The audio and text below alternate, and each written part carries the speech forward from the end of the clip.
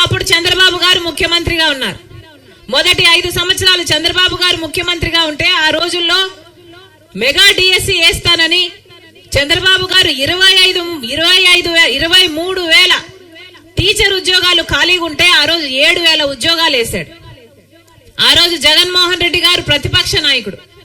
ఇలాగే ఎన్నికల ప్రచారం అప్పుడు జగన్మోహన్ రెడ్డి గారు వచ్చి ప్రభుత్వ శాఖల్లోనే 2,30,000 ఉద్యోగాలు ఖాళీగా ఉన్నాయి, ఏపీపీఎస్సీ ద్వారా అవన్నీ భర్తీ చేస్తాను అన్నాడు జగన్మోహన్ రెడ్డి గారు. ఒక్క ఉద్యోగమైనా ఇచ్చారా? ఉద్యోగాలే లేకపోయి మెగా డిఎస్సి అన్నారు. ఆ రోజుల్లో మెగా డిఎస్సి చంద్రబాబు గారు 23,000 ఉద్యోగాలు ఖాళీగా ఉంటే సిగ్గులేదా 7,000 ఉద్యోగాలు వేసేది అని ఆ రోజు నిలదీశాడు జగనన్న గారు. మరి ఇప్పుడేమైంది? 25,000తో మెగా డిఎస్సి వేస్తానన్న జగనన్న గారు ఇప్పుడు దగా డిఎస్సి 6,000 ఉద్యోగాలు దగా డిఎస్సి వేశారు. మరి ప్రజలను దగా చేయడం కాకపోతే ఇంకా ఏమిటి? అయినా సరే ప్రత్యేక హోదా ఇవ్వకపోయినా సరే, మన రాష్ట్రంలో పోలవరం కట్టకపోయినా సరే, మనకు రాజధాని ఇవ్వకపోయినా సరే, బీజేపీ పార్టీ కేంద్ర ప్రభుత్వంలో 10 సంవత్సరాలుగా ఉంటూ మనకు ఒక్క ప్రయోజనం చేయకపోయినా సరే, ఒక పక్క జగనన్న గారు, ఇంకో పక్క చంద్రబాబు గారు ఇద్దరు బీజేపీ పార్టీకే బానిసలుగా పనిచేస్తున్నారు.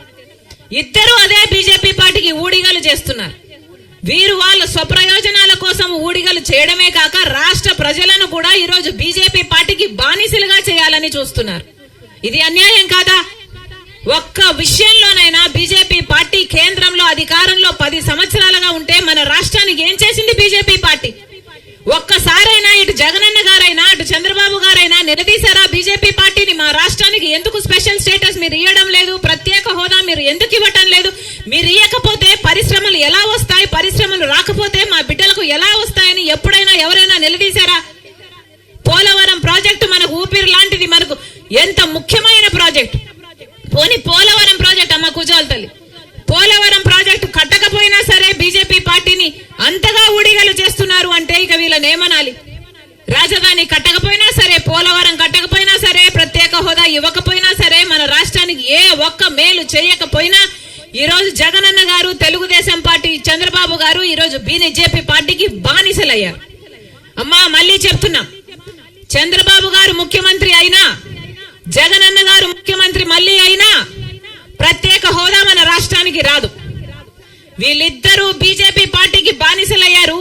ఆ బీజేపీ పార్టీ ఏమో మనకు ప్రత్యేక హోదా ఇవ్వదు, పోలవరం ప్రాజెక్ట్ ఇవ్వదు, మనకు రాజధాని ఇవ్వదు, మనకు ఏ ఒక్క మేలు చేయదు.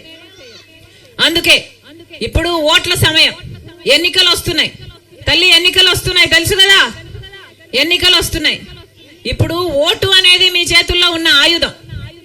ఓటు అనేది మీ చేతుల్లో ఉన్న ఏకైక ఆయుధం, మీ జీవితాలను మార్చే ఆయుధం. 5 సంవత్సరాలకు ఒక్కసారి మాత్రమే ఈ ఆయుధం మీ చేతుల్లోకి వస్తుంది. కాబట్టి ఓటు వేసేటప్పుడు ఆలోచించి ఓటు వేయండి. అన్ని పార్టీలు వస్తాయమ్మా, చంద్రబాబు గారు వస్తారు, జగనన్న గారు వస్తారు, వైసీపీ టీడీపీ అంత పెద్ద పెద్ద మూటలు పట్టుకొని వస్తారు, డబ్బులు ఇస్తారు. ఏమ్మా ఇస్తారా?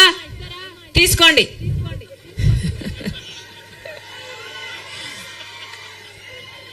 ఎవరు డబ్బులు ఇచ్చినా తీసుకోండి, ఎంత డబ్బులు ఇచ్చినా తీసుకోండి, మీ డబ్బులే.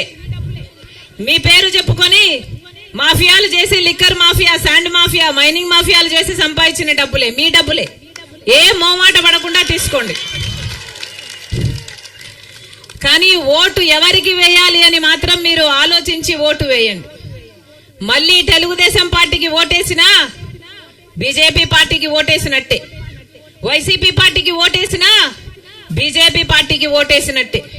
బీజేపీ పార్టీకి ఓటేస్తే పోలవరం రాదు, రాజధాని రాదు, ప్రత్యేక హోదా రాదు. ఈ 10 సంవత్సరాలు, మొదటి 5 సంవత్సరాలు చంద్రబాబు గారిని చూసాం, మళ్ళా 5 సంవత్సరాలు జగనన్న గారిని చూసాం.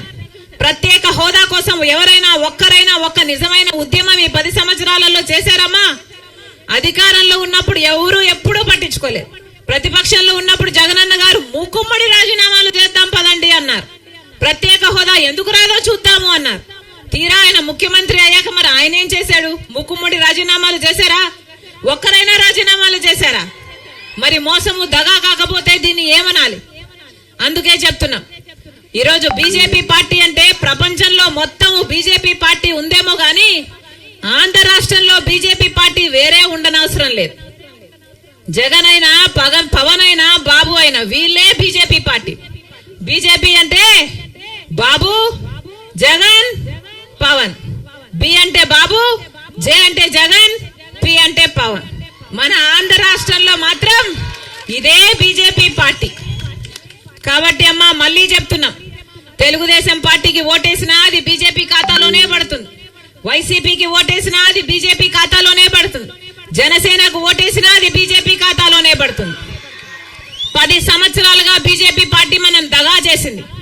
ఆంధ్ర రాష్ట్ర బిడ్డల్ని మిమ్మల్ని వెన్నుపోటు పొడిచింది. అందుకే చెప్తున్నాం, మరొక్కసారి ఎన్నికలు వచ్చాయి తల్లి, ఆలోచన చేసి ఓటు వేయండి. కాంగ్రెస్ పార్టీ ఒక్కటే. రాహుల్ గాంధీ గారు, మా నాయకుడు రాహుల్ గాంధీ గారు, కాంగ్రెస్ పార్టీ నాయకుడు రాహుల్ గాంధీ గారు అధికారం లేకొచ్చిన మొట్టమొదటి సంతకమే మనకు ప్రత్యేక హోదా మీద పెట్టానని చెప్పాడు రాహుల్ గాంధీ గారు. ఆ మాట పట్టుకొని వచ్చింది రాజశేఖర్ రెడ్డి బిడ్డ. అందుకే చెప్తున్నాం, కాంగ్రెస్ పార్టీని ఆశీర్వదించండి. ప్రత్యేక హోదా వస్తుంది, పోలవరం ప్రాజెక్ట్ వస్తుంది, రాజధాని వస్తుంది.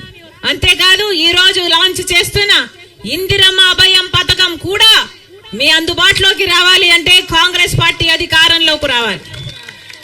ప్రతి ఇంటికి 5,000 ప్రతి నెల మొదటి తేదీనే ఆ ఇంటి మహిళ ఖాతాలోనే, మీ బ్యాంకు ఖాతాలోనే అమ్మా 5,000 రూపాయలు మీ ఇంటికే వస్తుంది, మీ చేతికే చెందుతుంది. మగవాళ్ళ చేతికి కాదు తల్లి, మీ చేతిలోనే పెడుతుంది కాంగ్రెస్ పార్టీ. ఆశీర్వదించండి అమ్మా. ప్రతి పేద కుటుంబానికి ప్రతి నెల 5,000 రూపాయలు ప్రతి పేద కుటుంబానికి ఇచ్చే పథకం ఇందిరమ్మ అభయం. మనస్ఫూర్తిగా ఆశీర్వదించాలని రాజశేఖర్ రెడ్డి బిడ్డ కోరుకుంటుంది.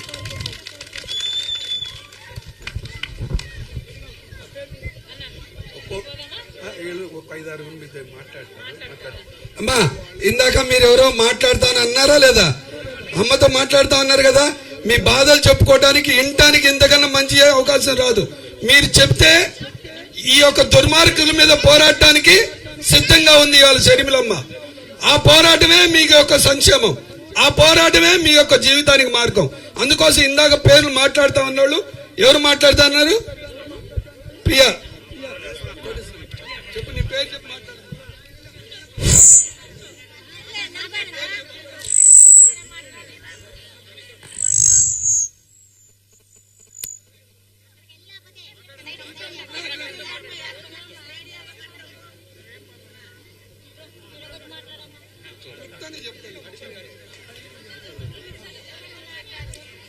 అక్క first of all thank sir. నా యొక్క సమస్య ఏంటంటే మా ఈ 3 కుటుంబాలు అక్క, మా బావగారు, నేను, మా మావయ్య గారు, మా హస్బెండ్, మీ అందరం కలిసి ఒకే ఇంట్లో గత 10 సంవత్సరాలుగా ఉంటున్నాం. ఎవరు వచ్చి మాకు గృహం ఇచ్చింది లేదు, ఎవరు వచ్చి మాకు పెన్షన్ ఇచ్చింది లేదు. కానీ నా చిన్న వయసులో నేను రాజకీయ నాయకుల్లో చూసిన మొదటి వ్యక్తి వైఎస్ రాజశేఖర్ రెడ్డి రచ్చబండలో చూశానక్క. అంత దగ్గరగా మళ్ళీ అదే ఒక రాజకీయ నాయకురాలని మేము ఒకటి ఇచ్చేది మాకు